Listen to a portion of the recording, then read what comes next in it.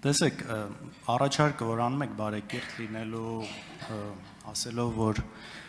ժողովուրդը մեզ այստեղ է ուղարկել ոչ թե իրար հետ կռիվ անելու համար, այլ աշխատելու համար, կարող է հետաքրքիր թվալ, հատկապես եթե ինչ-որ մեկը սա լսեր, ով ոչնչից տեղյակ չէ, այսպես լսում, ասում աղա ինչ մարդ է, ինչ լավ առաջարկ է անում։ Հիմա եթե խոսում ենք բարեկրթությունից, իմիջիալոց նաև ժողովրդի այստեղ մեզ ուղարկելու հետ կապված, թեկուզ այն վիճակով, որով ընտրությունները անցել են, մեր գնահատման բազմաթիվ խախտումներով եւ կեղծիքներով, այնուամենայնիվ նույնիսկ այդ ամենից հետո պատկերը այնպեսին էր, որ այստեղ պետք է լիներ 4-րդ խմբակցությունը, Բարգավաճ Հայաստան խմբակցությունը, որը ստացել էր այդ ձայները, որից ուղղակի գողացան։ Այդ մանդատները ուղղակի գողացվեցին, որպեսզի դուք ունենաք 3/5։ Հիմա ինչքանով է սա բարեկիրթ։ Այնուհետև Բարգավաճ Հայաստան կուսակցության նկատմամբ տեղի ունեցողը։ Ինչքանով է սա բարեկիրթ։ Գիտեք, այստեղ շատ իմ գործընկերներ Մեսրոպ Մանուկյանն ու Արտուր Սարգսյանն նույնիսկ այստեղ չկալանքի մեջ է։ Ես նայում եմ ուժեղ Հայաստանից Նարեկ Կարապետյան, Դավիթ Ղազինյան, Մամիկոն Ասլանյանով տարիներ շարունակ եղել է ապօրինի քրեական հետապնդման ու կալանքի մեջ։ Մյուսներին եթե մոռանում եմ, ներողություն եմ խնդրում, ու մնացած այլ մարդիկ, որոնք այս ամբողջ ընթացքում ենթարկվել են ձեր կառավարության կողմից այս ամբողջ խոշտանգումներին ու քաղաքական հետապնդումներին։ Հիմա մենք չենք կարող այս ամեն ինչից դուրս գալ այստեղ եւ մտածել, որ մենք այսպես ինչ-որ վակուումի մեջ ենք, սա ինչ-որ անկլավ չի այս ամեն ինչից դուրս։ Եվ սա չի կարող չանդրադառնալ։ Հիմա եթե ավելի կոնկրետ այս ամեն ինչին դուք ինչքանով եք համարում բարեկիրթ, ժողովրդավար, հատկապես եթե չեմ սխալվում ձեր կենսագրությունը ընթերցելուց, նաև եվրոպական գիտությունների, այսպեսի ինչ-որ բան կար, ինչքանով ասա ժողովրդավար, ինչքանով ասա բարեկիրթ եւ այս ամենի ֆոնին ձեր առաջարկը ինչքանով է անկեղծ ու իրատեսական։ Շնորհակալություն, պարոն Քոչյան, ձեր մատնանշածը բարեկրթության հետ կապ չունի։ Նկատի եմ դուք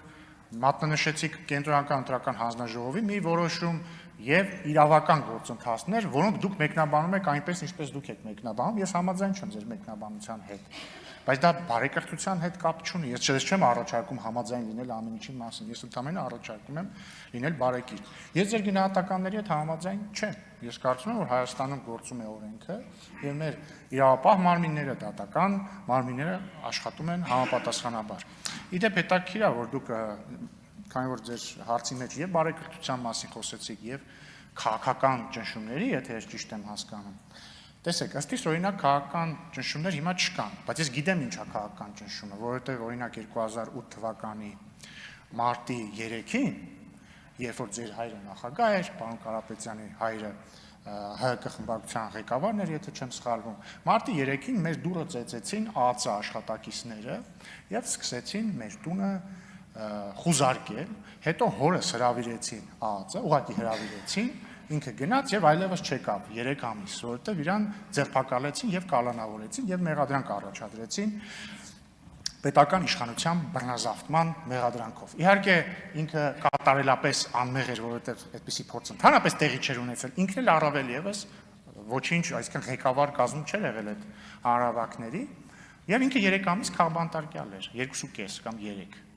Եվ արդյունքում գործը փլվեց եւ կասեցվեց քրեական գործը, նա ազատ արձակվեց։ Ես գիտեմ, որ նա բռնաճնշում է։ Իսկ բարեկրթությունը նույնպես գիտեմ, որ նա բարեկրթությունն է, որ այդքանից հետո այն որ ասում եք, չէ, բա մեր կալանավորված ընկերները, նրանց երեխաները, հայրերը։ Ես իմ 18-ամյակը դիմավորել եմ իմ հոր կալանավորված վիճակով։ Եվ բարեկրթությունն այն է, որ իմանալով որ ամենայն հավանականությամբ ձեր հոր ուղիղ հրահանգով է իմ հայրը ձերբակալվել եւ իմանալով որ պարոն Կարապետյանի հայրն էլ այդ ժամանակ իշխող ՀՀԿ խմբակցության ղեկավարն էր, ես միևնույն է կարծում եմ, որ ես պարտավոր եմ ձեզ հետ շփվել պարզ մարդկային պարկեշտության եւ բարեկրթության սահմաններում եւ իմ անհամաձայնությունը հայտնել նման ոճով։ Շնորհակալություն։ Արձագանք։ Տեսեք, եթե խոսում ենք 2008-ից կամ այլ թվականներից, կարող ենք նաև ավելի հետ գնալ 90-ականներից խոսել, երբ որ եթե չեմ սխալվում, ձեր հայրը նաև ազգային ժողովի փոխնախագահ ու տարբեր բաներ հիշել։ Իմ հայրն էլ վարչապետ էր։ Հիմա առանց մտնելու, իհարկե համաձայն չեմ այդ դիտարկման հետ, բայց առանց մտնելու այդ ամենի մեջ հիմա ինչ է դուք ուզում ասել, եթե 2008-ին կամ 96-ին կամ 2001-ին կամ 2015-ին եղել են սխալ բաներ, ուրեմն հիմա արդյոք դրանով արդարացվում է այդ ամեն ինչը։ Այսինքն սա է ասածը ամեն անգամ խոսալ այն ժամանակ S էր, այն ժամանակ N էր։ Իհարկե չեմ մտնում մնացած հարցի մեջ իմ անհամաձայնությունը փաստերով նկարագրելու, որովհետև դրա ժամանակն էլ չկա, բայց իշքանով ասա անկեղծ։ Եվ եթե դուք մինչև այս ամեն ինչը հրապարակային հայտարարում եք, որ վենդետա լինելու է, ու հիմա ասում եք,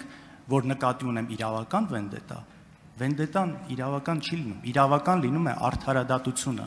Ու դուք այս ամենը հիմա ասում եք մի մարդու, ով ընդամենը 2 օր առաջ իմ հերթական դատավորությունն էր, որը շատ լավ գիտեք ինչի մասին է ու ինչա կատարվում։ Պարոն Քոչարյան, վենդետան, իրավական վենդետան հենց կամ շուտ արդարադատությունը հենց ժողովրդի իրավական վենդետան է, որովհետև ժողովուրդը եւ իրենից ծնված դատական համակարգը պատժում է հանցագործներին։ Հաջորդը, ոչ ես ամենևին չեմ ասում, որ եթե նախկինում եղել են բռնաճնշումներ, հիմա պետքա բռնաճնշումներ լինեն։ Ես ասում եմ ուղիղ հակառակը։ Ես ասում եմ նախկինում եղել են բռնաճնշումներ, հիմա բռնաճնշումներ չկան։ Եվ չգիտեմ, ուղղակի նայեք, թե ինչեր կարող են ձեր խմբակցության անդամները խոսել եւ հարցնել ինձ, վարչապետին, մյուսին, ինչեր կարող են ասել եւ հարցնել մյուս խմբակցության անդամները եւ դուք կտեսնեք, որ Հայաստանը ժողովրդավարություն է, որտեղ գործում է օրենքը։ Մեզ մոտ ինչ որ ավանդույթ է ձևավորված, որ եթե մարդ քաղաքական գործիչ է, բայց գործում է հանցանք կամ կասկածվում է հանցանք գործելու մեջ, ուրեմն ավտոմատ դա քաղաքական գործ է, չէ, դա ավտոմատ քաղաքական գործ չի։ Ես ուղղակի չեմ ուզում անձնավորեմ, կարող ենք այս զրույցը հետագայում շարունակել։ Շնորհակալություն։